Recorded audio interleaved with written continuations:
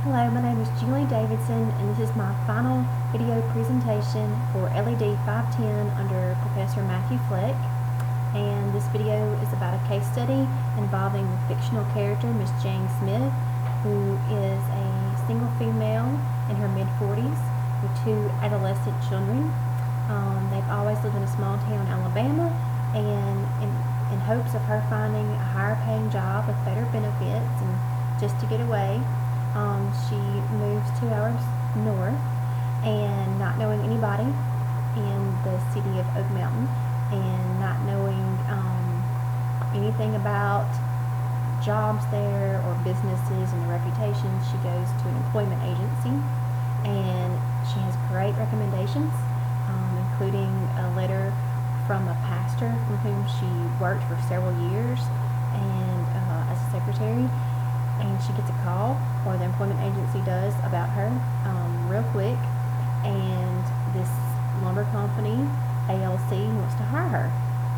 And there is a stipulation, because it's through an employment agency, that she must stay 3 months, and if she doesn't stay 3 months, then she'll actually end up having to pay back up to $6,000 worth of monetary funds, which clearly, as a single mom working as a secretary, she doesn't have. She's living paycheck to paycheck and just going off for child support, which she doesn't want to do. She's getting stressed, and she feels like the kids are starting to, feel that too. So she's wanting a better life for them as well. That's her main priority. And anyway, so she takes this job at ALC, and because she's in her mid-40s and she's worked since she was about 20 as a secretary or office manager type positions, she is quick to realize that there is some severe unethical behavior going on. Such unethical behaviors that include, but are not limited to, propositioning of young females, spending of company and stockholder money for unofficial events, buying homes in family-exclusive neighborhoods for the purposes of partying and carousing and things like that. Anyway, just a lot going on there. So she's torn because she doesn't want to be there, but she can't really afford to pay back the money. So she decides to stick it out for the 3 months.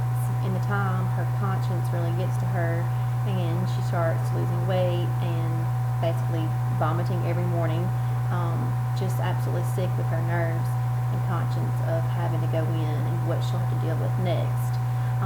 While she's there, a lot of the young ladies, secretaries and interns and whomever, will pass by her desk on the way to the CEO and CFO's offices, and they'll give her a look, or stop and say something to her about how they hate to go in, but they know if they don't visit these people in leadership positions that they possibly won't get a raise, or they have no chance for promotion.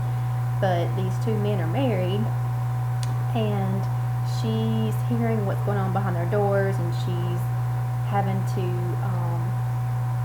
when these two officers, when their wives call in, she's been asked to, put them on hold or tell them I'm out of the office, and she's really put in some difficult situations when there's other females in there. She's also been sent to go pick up thousands of dollars worth of alcohol that was luckily prepaid on a company credit card that she didn't actually have to use or hand over, but she still felt shameful picking it up, but she did it anyway, scared that she's going to get fired. So there's some situations where Miss Smith probably could have taken a risk and said, no, I'm not gonna tell your wife that you have another female in your office, and I'm not gonna lie to her and tell her that you're out of the office, or no, I'm sorry, I cannot pick up the alcohol for you, it goes against my morals and values, even though she didn't have to pay for it or hand over the company card, she still knew what's going on. So I made up about 5 questions at the end of the case study for students to answer should this be used in a classroom setting.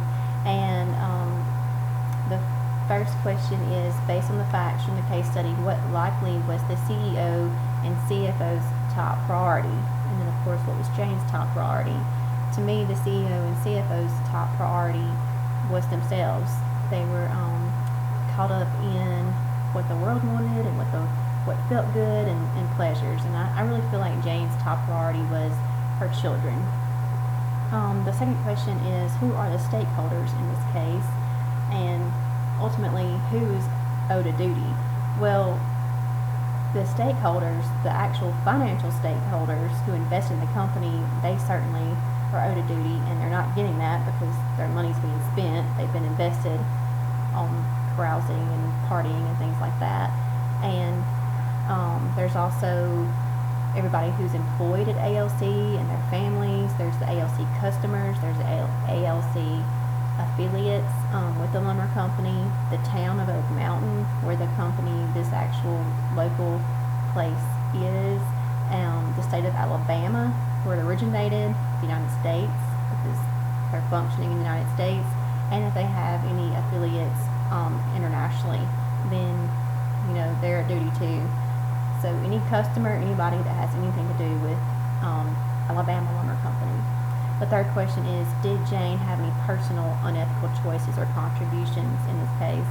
Well, again, I'm sure she was torn between, I can't pay back the money if I don't stay 3 months, but also, okay, well, I'm still involved and I'm still associated for these 3 months by being seen or just knowing between me and myself and the good Lord that I'm going to pick up this alcohol, or knowing that all this sexual harassment is going on with the young ladies, and she chose not to be a whistleblower.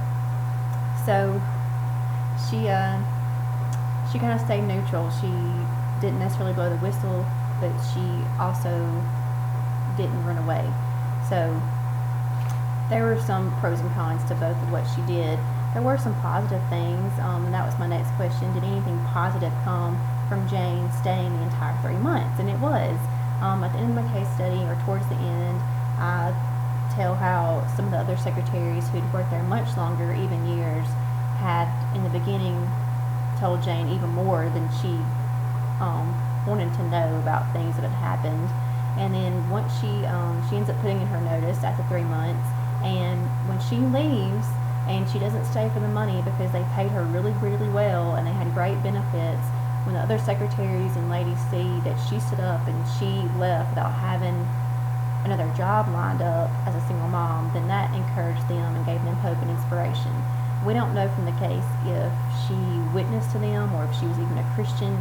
You might would want to assume that since she had worked for a pastor, but that doesn't necessarily mean just because she worked in a church that she was a Christian. The last question is, not knowing for 100% certainty all the details that led the Alabama Lumber Company, actually about 6 months after she left, did go to bankruptcy, and they still to this day don't exist. That's what we're saying.